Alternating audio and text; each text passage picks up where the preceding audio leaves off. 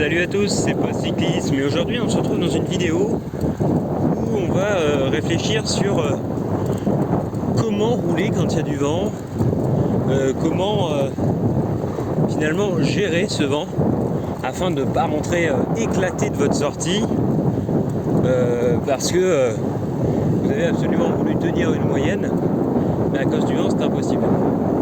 Donc là aujourd'hui on est sur une journée où il y a beaucoup de vent comme souvent en Provence. Et donc là ici, vous voyez, j'ai une vitesse moyenne de 30 km/h. Et je veux dire, je suis sur plat, je me dis, normalement sur plat, moi je roule à 34-35, vous voyez. Et là, je me retrouve à 24 km/h, vous en conviendrez, c'est frustrant. Ça donne envie d'accélérer.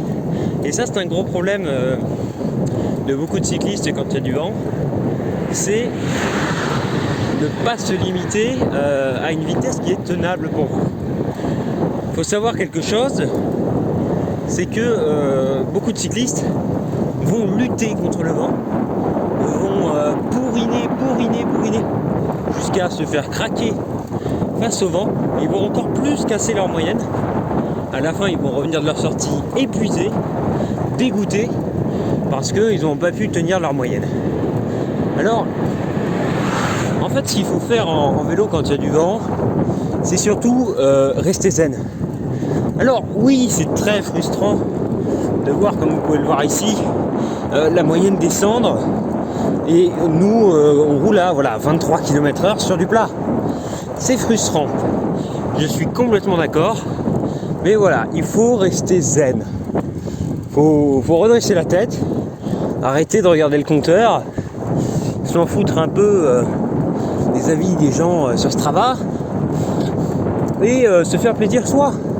Je veux dire, que votre moyenne soit de 28, de 30, de 35 ou de 12, l'important c'est que ça te fait plaisir. Vous n'êtes pas là pour le plaisir ne passe pas que par oh là là, regarde ma moyenne, elle est énorme. Dites-vous aussi un autre truc, c'est que si vous luttez face au vent à l'aller, vous allez prendre le vent de retour dans le dos. Puis dites-vous aussi qu'il y a des mauvaises journées, des journées où on n'a pas la foi, on n'est pas performant, et effectivement on roule moins vite. Et c'est pas grave, l'important c'est vraiment de se faire plaisir et pas de souffrir pour arriver à tenir une moyenne. Si à la fin vous rentrez, vous prenez votre douche, vous allez vous mettre sur votre lit, vous réfléchissez, vous dites putain, cette sortie je la referai pas. Et alors c'est quelque chose qui est assez difficile à faire. On se dit si je bourrine, je finis ce passage et ensuite je roulerai tranquille.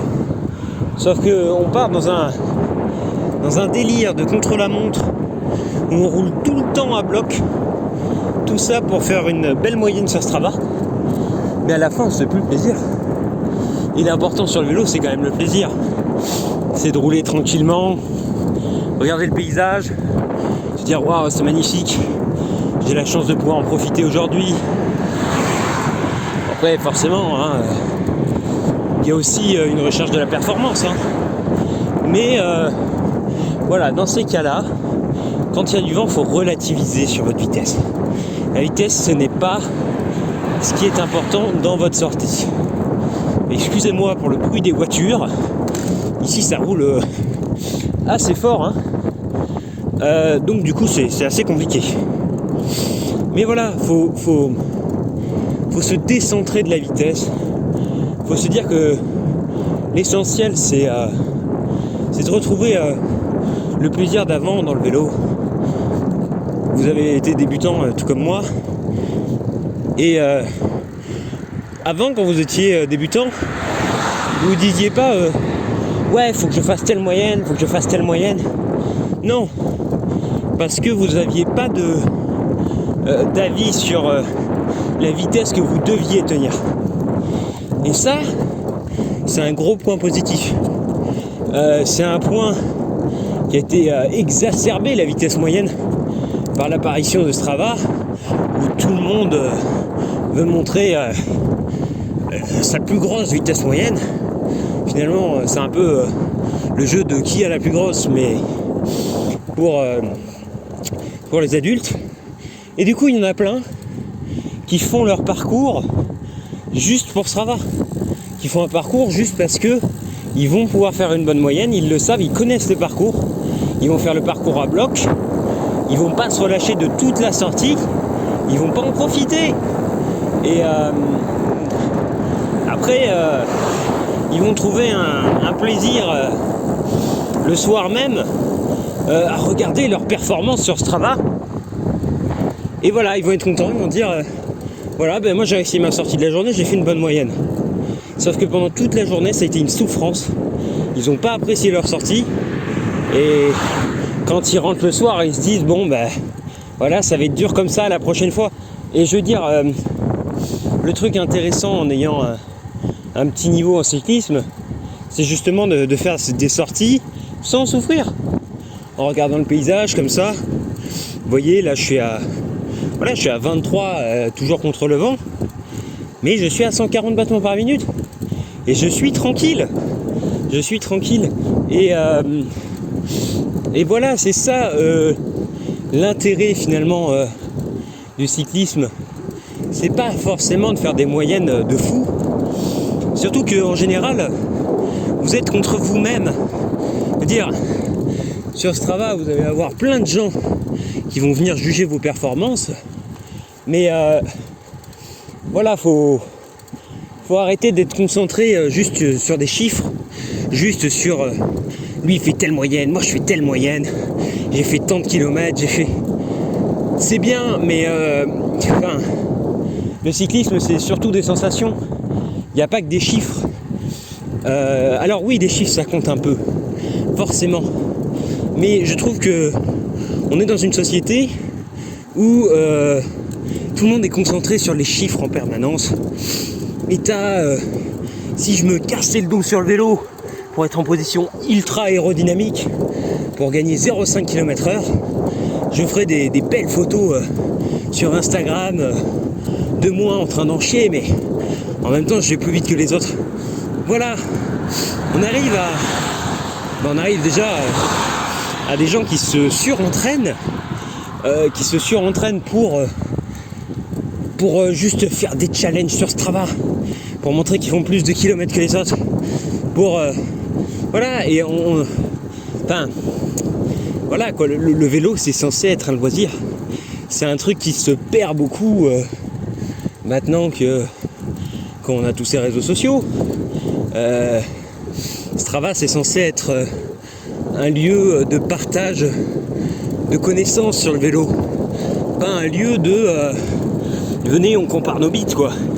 Parce que là actuellement, c'est dit vulgairement je l'avoue, mais là actuellement Strava c'est devenu ça.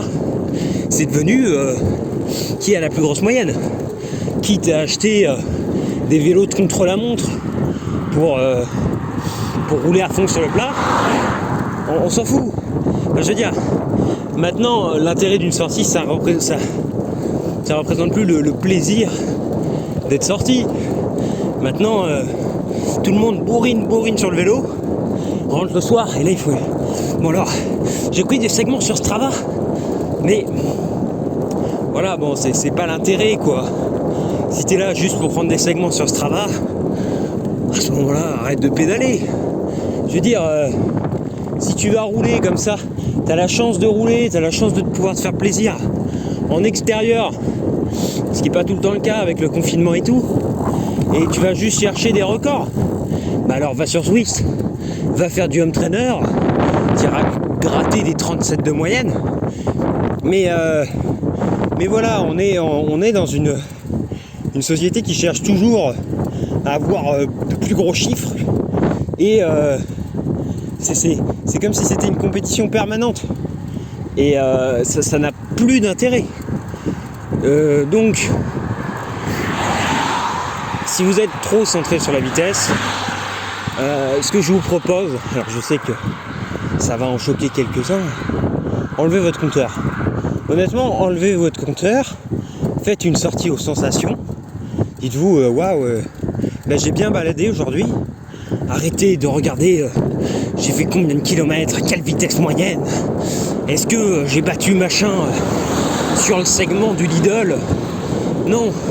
Et puis aussi, dites-vous quelque chose. À part vous, tout le monde s'en branle de votre performance. Hein. Enfin, on s'en fout. Que vous alliez à 25 à l'heure ou à 45, on s'en fout. Pourquoi? Parce que vous n'êtes pas professionnel. Si vous étiez professionnel, effectivement la moyenne ça compterait. Mais pourquoi ça compterait? Parce que vous seriez payé. Sauf que le vélo, c'est censé être un loisir. Un loisir, bon ben voilà, pour les pros c'est plus un loisir. Pour les pros, le vélo c'est une souffrance, mais c'est un moyen de gagner sa vie aussi. Vous payez, vous êtes en train de payer, et vous souffrez juste pour faire de grosses moyennes. Ça n'a plus d'intérêt.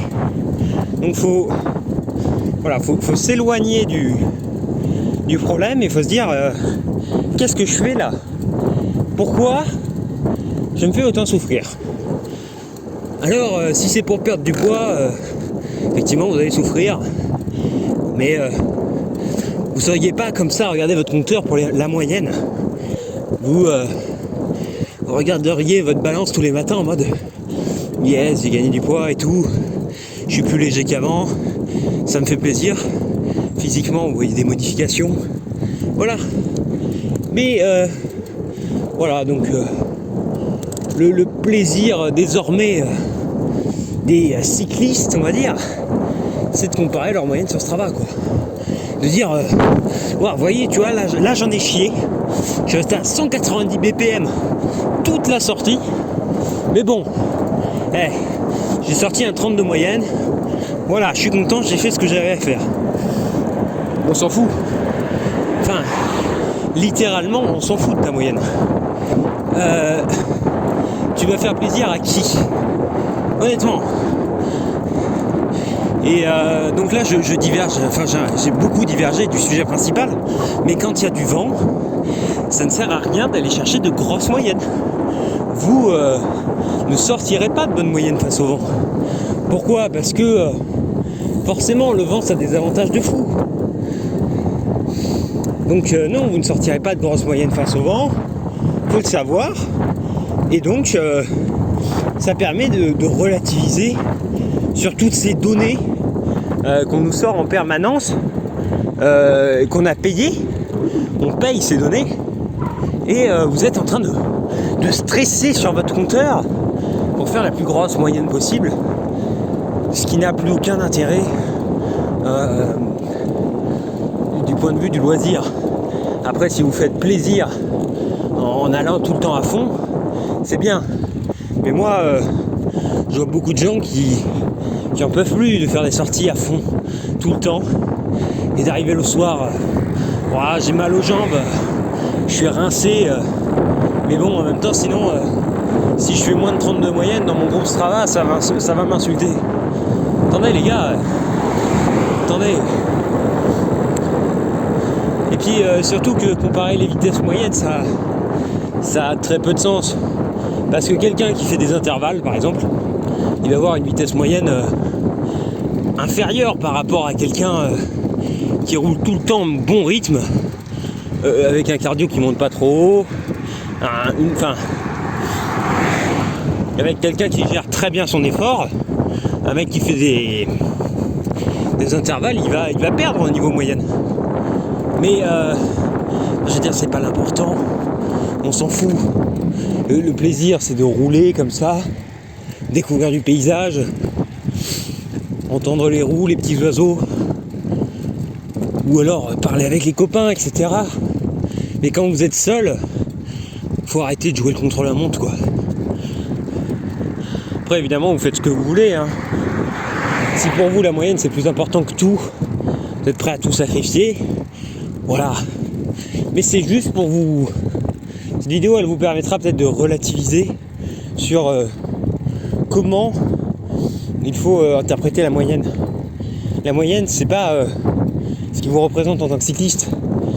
C'est pas le bonheur que vous allez prendre sur votre vélo. Un mec qui roule à 34-35 de moyenne, ça se trouve il s'emmerde sur le vélo. Il est en mode souffrance permanente.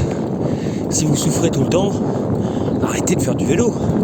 Prenez un break de 2 semaines, réfléchissez sur est-ce que ça vaut vraiment le coup de tout donner pour le vélo. Réfléchissez à est-ce que je veux devenir professionnel ou c'est censé être juste un loisir. Si vous voulez devenir professionnel, alors là, effectivement, vous ne faites pas partie des gens dont je parle. Il va falloir souffrir, il va falloir vous tuer sur le vélo pour donner bonne moyenne. Maintenant, si vous faites partie des gens qui roulent pour le loisir, roulez vraiment pour le loisir, pas pour le seul plaisir des 5 minutes le soir sous la douche à regarder votre Strava. Voilà. Bah, c'est un peu long hein, pour un sujet plutôt simple à aborder, mais je tenais à mettre les points au clair parce que je vois beaucoup de gens qui s'épuisent à tenter d'obtenir des chiffres sur un compteur. Alors, d'un point de vue performance, effectivement c'est intéressant. D'un point de vue humain, d'un point de vue bonheur personnel, je pense pas que ça soit intéressant. Je pense qu'il vaut mieux se calmer sur la moyenne. Voilà, se faire plaisir à chaque sortie, se dire qu'on a la chance d'être dehors, la chance d'observer des paysages magnifiques que d'autres n'ont pas forcément la chance, et que demain par exemple quand vous serez au boulot, vous réfléchirez à tout ça, à tous les paysages que vous avez vus, et vous vous direz putain mais les gars, c'est ça le bonheur. Le bonheur c'est de voir ça, c'est de voir des petits villages, de se dire que voilà, vous avez fait une belle sortie vélo, vous avez pris votre plaisir, et pas tout le temps la tête dans le guidon en train de souffrir, en train de se dire putain c'est quand que ça se finit, parce que là ma moyenne je vais avoir du mal à la tenir. Ça c'est un gros problème des compteurs connectés qui m'attriste moi, parce que quand je vois des gens rouler, je vois la plupart qui sont sur leur compteur à fond quoi, en train de se dire je vais tenir cette moyenne, voilà. Allez, c'était Post-Cyclisme, je vous laisse sur ces dernières belles images et puis réfléchissez-y. Allez, ciao.